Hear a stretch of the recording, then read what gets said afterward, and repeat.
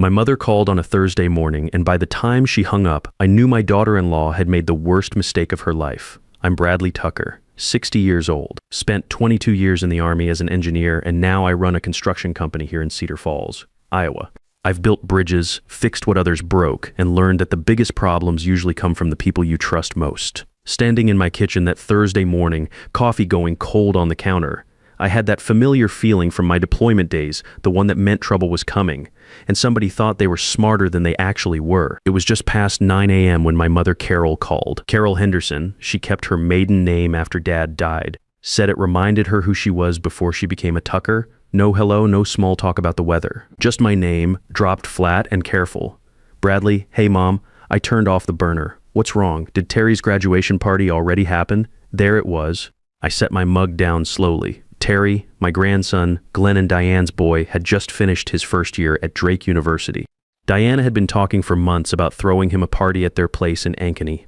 Big house, nice neighborhood, the kind they mentioned more often than necessary. I figured I'd get a call. Mom definitely should have. She's Terry's great-grandmother, taught him how to fish, and once drove 40 miles in a snowstorm just to watch his high school baseball game. Yeah, I said slowly. I think it was last Saturday. Why? Nobody called me. I felt something cold move through me, not anger yet. Something more like recognition, the way you feel when you spot movement in your peripheral vision during patrol. I called Glenn. She continued to ask about it. He went quiet, then Diane got on the line and laughed, said, "Oh, Mrs. Henderson, the party was last Saturday." Just like that, she laughed. I didn't know it then, but that laugh was going to cost Diane Tucker more than she could imagine. I called Glenn before Mom and I were off the phone. He picked up fast, too fast, the way people do when they're expecting bad news. Dad, it was just Terry's friends, college people. It wasn't really a family thing. She's 83 and lives 20 minutes from you. I know, but that's when I heard it. Diane's voice in the background, not the words, just the tone. Low, urgent, coaching him like a quarterback getting plays from the sideline. "We'll come by," Glenn said finally. "Next week, we'll explain in person." Next week? Dad, please. He hung up. I stood there in my kitchen, and that old Army instinct kicked in. When something doesn't make sense, when people are being evasive, when your gut says something's wrong, you gather intelligence. I called Mom back. "They're coming next week to explain," I told her. She made a sound I remembered from when I was a kid and thought I was being clever about something she already knew. "Mom, what aren't you telling me?" A pause long enough to park a truck in. Janet Phillips was at that party. Janet from First Methodist. She goes to Diane's book club now. She didn't know I hadn't been invited. Mom continued. Called me Sunday to say what a lovely time she'd had. Mentioned meeting a very professional young woman. A lawyer, Sharon, she thought. Had a leather briefcase. The floor shifted under me. A lawyer at a graduation party with a briefcase. Janet said they all went inside for about an hour. Mom continued. Left the kids on the deck. When they came back out, Glenn looked like he'd been told bad news. Diane looked like she'd been told very good news. I didn't speak for a moment. "Mom," my voice came out careful. "You know what I have to ask?" "Yes." "Are they going after the house? The trust?" Carol Henderson had lived in that house for 52 years. Dad had built that trust before he died. Land savings, the kind of quiet wealth that accumulates when you work hard and never show off. 18 acres outside town, accounts worth close to $2.8 million. That would surprise people who saw her as just a sweet old woman who still used a landline. "Bradley," she said, "how long have you known Diane?" "Long enough." "Then you already know the answer." She was right. I'd never been able to put my finger on what bothered me about Diane Tucker. She was polished, said the right things, always volunteering for school events. But there was something underneath it. A calculation that felt like she was always measuring what everything was worth. "I'm gonna make some calls," I told her. "I already did," she said, and there it was. That thing in her voice, not fear, not even anger, something almost like amusement. "Bradley, honey," she said. "How do you think I knew to call you on a Thursday morning?" She hung up before I could answer.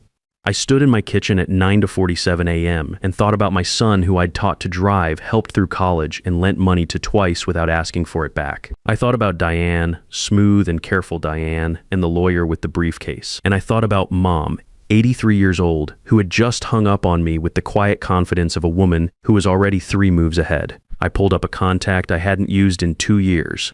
Tommy Rodriguez, Veterans Affairs attorney down in Des Moines, typed 3 words, "Call me, urgent, 7 days."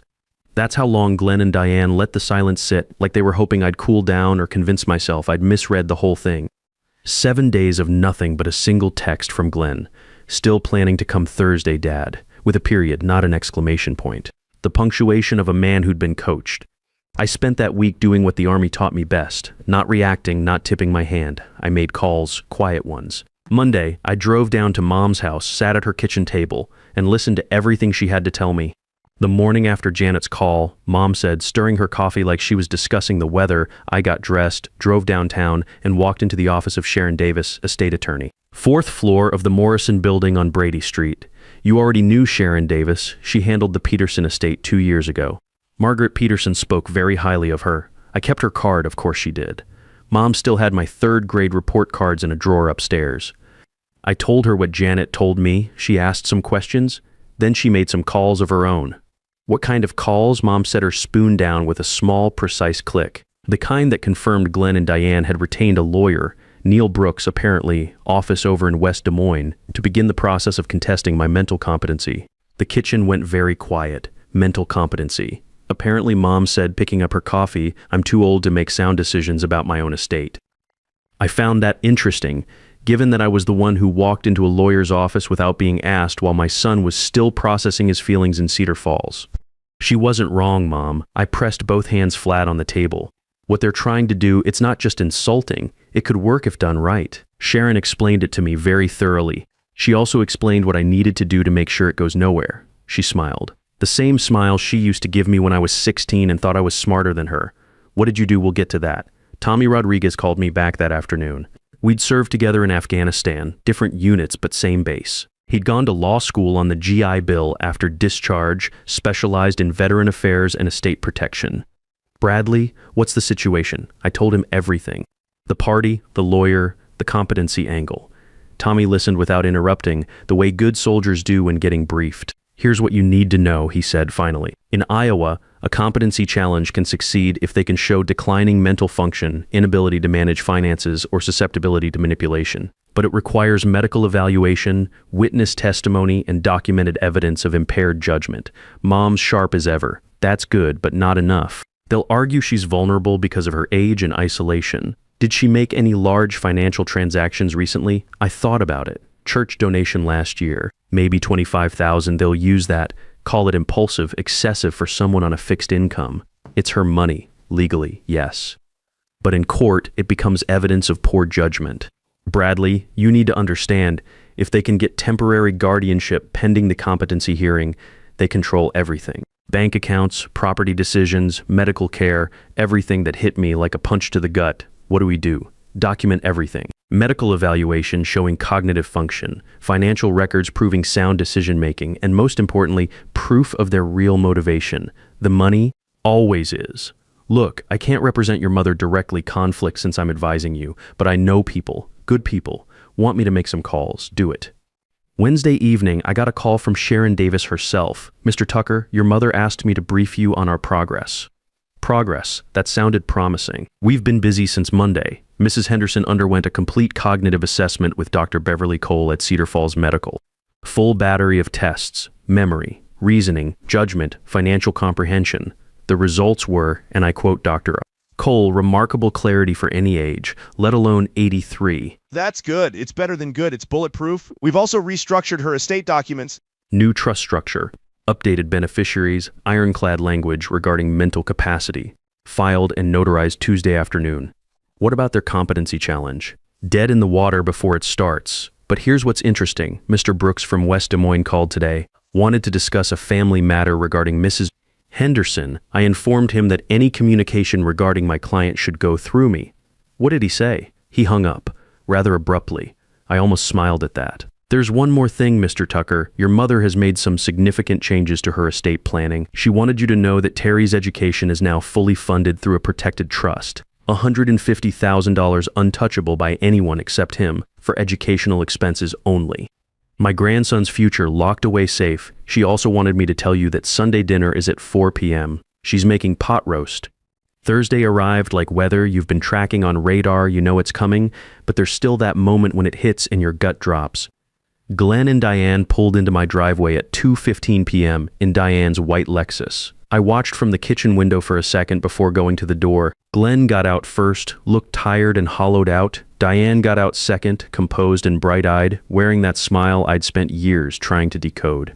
Now I had the translation. It meant I want something that isn't mine. I opened the door before they knocked. Dad Glenn stepped forward and hugged me. It was real. The kid still loved me, whatever Diane had talked him into. He was 38 years old, but he'd always be my kid. "Come in," I said. I made coffee. Diane kissed my cheek. "Bradley, thank you for being patient with us." Patient, right? We sat at the kitchen table. Same table where I'd eaten breakfast as a kid, where Glenn had done homework. Same table that apparently carried no weight for the people sitting at it with a legal strategy. Nobody spoke for a moment. Then Glenn said, "Dad, we want to talk about Grandma Carol, okay? We're worried about her. Worried how?" Diane jumped in, smooth like they'd rehearsed. "She's 83, Bradley. Alone in that house, managing significant assets without oversight. Here we go. And some of the decisions she's been making." "What decisions?" I asked. Diane blinked once. She hadn't expected pushback this fast. "Well, she gave a significant sum to her church last year without consulting anyone. It's her money," I said. "She can give it to whoever she wants." "Dad," Glenn said, "nobody's saying she can't. We just think there should be some structure, some oversight to protect her." Protect her. I looked at my son, this kid I'd coached in Little League, driven to college, been proud of his whole life, and felt something cold settle in my chest. "Is that why you had an estate attorney at Terry's graduation party?" I asked. The air changed instantly. Glenn went still. Diane's smile didn't disappear, but it tightened like a wire under tension. "Who told you that?" she asked. Her voice stayed level, but I caught the edge in it. "Does it matter? We weren't. It wasn't like that." Glenn said, and I could hear the uncertainty creeping in. My son was realizing he might not know the whole story. "Sharon Davis," I said. "4th floor, Morrison Building, Brady Street." Diane set her coffee cup down with careful precision. "Sharon Davis," I continued, "who interestingly enough is the same attorney my mother walked in to see on Monday morning. Beautiful. Total silence. The kind you get in the field right before contact, Diane," I said, turning to her directly. "You want to tell me what was in that briefcase? Or should I tell you what Sharon told my mother was in it?" Whatever color was in Diane's face made a quiet exit. But instead of backing down, I saw something else move in behind her eyes. Something harder. "Bradley," she said, and her voice had changed. Sharper now. More real. "You have no idea what you're talking about." "Neil Brooks," I said. "West Des Moines. That name ring a bell."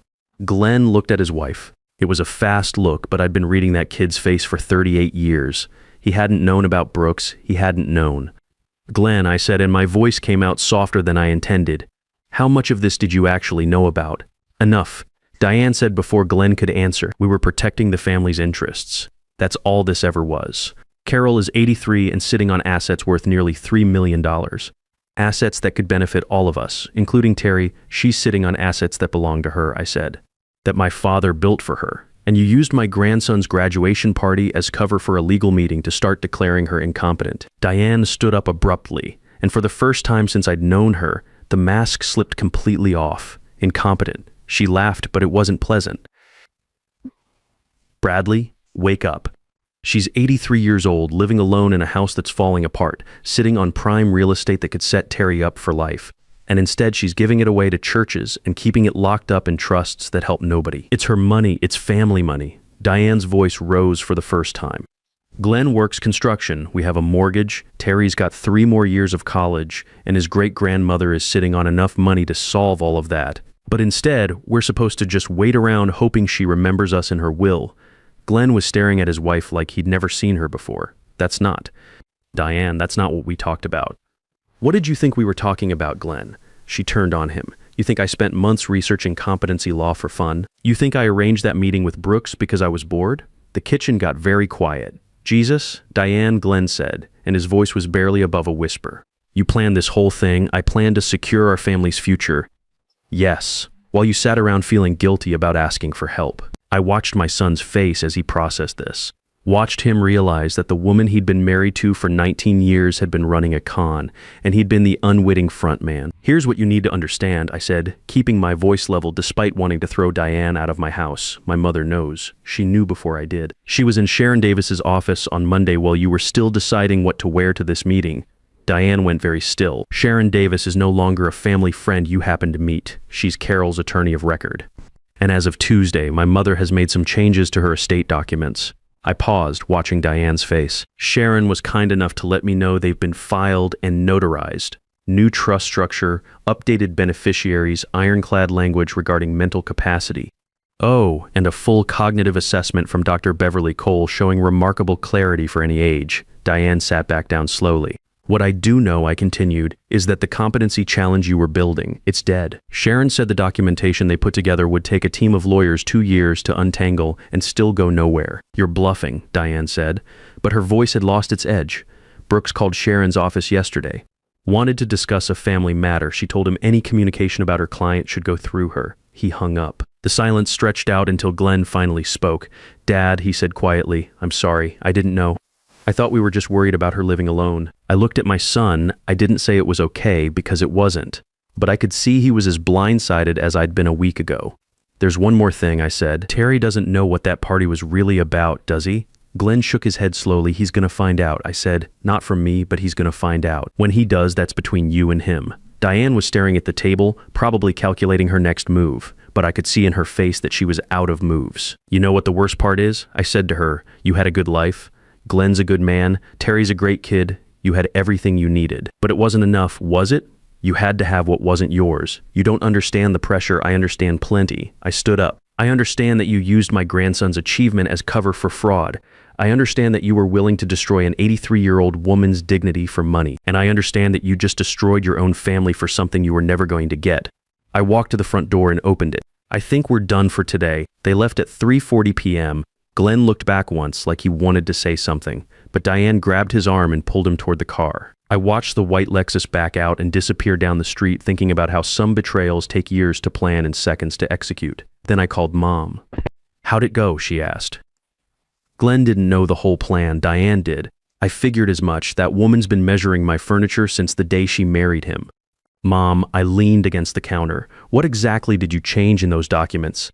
That sound again, that infuriating, magnificent Carol Henderson sound. I told you, Bradley, a woman's finances are her own business. Mom, I'll see you Sunday for dinner. I'm making pot roast, and Terry's coming. She hung up before I could ask how she'd arranged that. Sunday pot roast. That's how my mother chose to detonate a bomb over pot roast, dinner rolls, and sweet tea at a table set for 5 in the house where I grew up. She'd ironed the tablecloth. When Carol Henderson irons the tablecloth, you know something significant is about to happen. 4 p.m., I pulled up to her driveway and immediately noticed 2 things. First, Glenn's car was already there. Second, so was Terry's beat-up Honda with the Drake University sticker. She'd invited Terry without telling anyone else. Strategic as always. I walked in through the front door, you never knock at Carol's main, and found Glenn at the kitchen table looking like a man waiting for sentencing. Terry sat next to him, 19 years old and scrolling his phone with the beautiful obliviousness of someone who had no idea what was about to happen. Diane sat across from them, spine straight, hands folded like she was chairing a board meeting she was determined to control. Mom was at the stove stirring. Bradley, she said without turning around, hang your coat. Dinner's in 20 minutes. Great-grandma, Terry said, looking up from his phone. Smells incredible in here. Thank you, baby. How are your classes coming? Good. Professor Williams gave me an extension on my economics paper, so I'm basically living my best life. Hard work pays off, Mom said, still stirring. The irony in that sentence was load-bearing, and only 3 people in the room understood why. Dinner was the most elaborate performance of normal I'd ever witnessed. Mom served pot roast, roasted carrots, dinner rolls from scratch, and sweet tea in the good glasses. She asked Terry about his roommate. She asked Glenn about work. She complimented Diane's earrings, which made Diane visibly uncertain whether she was being welcomed or set up. Both, Diane. The answer was both. Terry ate like only a 19-year-old can, enthusiastically and without guilt, completely unaware that every piece had been arranged on a chessboard and every move had been planned. Then Mom set down her fork, folded her napkin, and placed it beside her plate with that small, precise click I'd heard before. The sound of a woman ready to finish what she'd started. Terry, she said pleasantly, I have something I'd like to give you. Terry looked up, roll halfway to his mouth. Yeah. Mom reached into her cardigan pocket and produced an envelope. Cream-colored, heavy paper sealed. She slid it across the table to him. Great grandma, what is this? Open it, sweetheart. I watched his face as he read. The casual ease faded, replaced by concentration, then confusion, then something slower and more serious moving in behind his eyes. Glenn was watching too. His fork had stopped moving entirely. Great grandma, this says. This is a check. It is. This is a really large check, like $150,000 large. Your great-grandfather worked very hard, Terry. So did I. You're going to finish that degree and do something that matters. The money is for your education only. Mom, Dad, did you know about— No, Diane said quickly, but I heard the strain in her voice. There's a condition. Mom continued calmly. It goes directly into an account in your name only. Not a joint account, not a family account. Yours. Sharon Davis's office set it up on Tuesday. It's already been transferred. The check is just ceremony. The table was silent except for the grandfather clock ticking in the hallway. I also want you to know, Mom said, picking up her sweet tea, that I've updated my estate documents. Everything has been restructured. Sharon was very thorough. She took a sip. The house, the trust your great-grandfather established, all the accounts, everything has been reorganized to ensure it goes where it should. She paused, looking directly at Diane. I also want to mention that I've been evaluated by Dr. Beverly Cole at Cedar Falls Medical Center. Full cognitive assessment, memory, reasoning, judgment, financial comprehension. Passed with what Dr. Cole called remarkable clarity for any age, let alone 83. Sharon has the report. It's been filed with the county. The crack I'd seen in Diane's composure on Thursday split wide open. Carol, she started, but her voice was tight. Diane. Mom's voice didn't harden. It just settled like concrete setting. I know about Neil Brooks. I know about the meeting at Terry's party. I know what was in that briefcase. Terry turned to look at his parents slowly, the way you turn toward a sound you're not sure you actually heard. What briefcase, he said. Nobody answered. What meeting? His voice had changed, the easy college kid warmth gone. Something flatter and more adult underneath. What are you talking about, great-grandma? Mom looked at her great-grandson with pure, uncomplicated love. Ask your parents, baby. I think it's time they told you about the lawyer they met with during your graduation party. The one they brought to discuss having me declared mentally incompetent so they could control my finances. The silence that followed was deafening. Terry set down his roll and turned to face his mother. You did what? Terry, we were trying to protect— You brought a lawyer to my graduation party? His voice was getting louder. You used my graduation to plan. What exactly? Glenn found his voice finally. Son, your mother thought great-grandma might need some help managing— Stop. Terry held up his hand. Just stop. He looked at Diane. Mom, did you or did you not bring a lawyer to my party to discuss having great-grandma declared incompetent? Diane's mouth opened and closed twice before she managed. It's complicated. No, it's not complicated. It's a yes or no question. When Diane didn't answer, Terry turned to his father. Dad, Glenn looked like he was going to be sick. Yes, but I didn't know the full extent you used my graduation. Terry's voice was flat now, completely controlled. You used my party, my achievement, my friends, as cover to plan taking away great-grandma's rights. We weren't taking away— What do you call having someone declared mentally incompetent? Terry stood up. What do you call that, Mom? For the first time in the 19 years I'd known Diane, she had no answer. Terry, I said gently, your great-grandmother has been several steps ahead of this the whole time. How long have you known Grandpa Bradley? About a week. Your great-grandmother called me when she realized what was happening. Terry looked around the table at his mother, who couldn't meet his eyes, at his father, who looked like he'd been gut-punched, at his great-grandmother, who sat with the calm dignity of someone who just won a chess match that had been rigged against her. Great-grandma, he said, finally, I'm sorry they did this to you. Don't apologize for other people's choices, sweetheart. That's not your burden to carry. Are you okay? I mean, really okay. Mom reached over and patted his hand. I'm 83 years old, Terry. I've survived the Depression, 3 recessions, your great-grandfather's death, and a roof collapse in the winter of 1987. This was Tuesday afternoon paperwork. Terry laughed despite himself. Tuesday afternoon paperwork, with excellent legal counsel. By 6:30 p.m., Glenn and Diane were gone. They'd left in separate cars, Glenn in his truck looking like a man who needed to think, and Diane in her Lexus looking like a woman who just realized her carefully laid plans had not only failed but blown up in spectacular fashion. Sometimes the people who look the most vulnerable are actually the most dangerous because they've had 80 years to perfect the art of letting others underestimate them. The biggest mistake you can make in any battle is assuming your opponent doesn't know they're in one. My mother had been fighting this war since the day Diane walked into our family, and we just didn't realize it until she'd already won.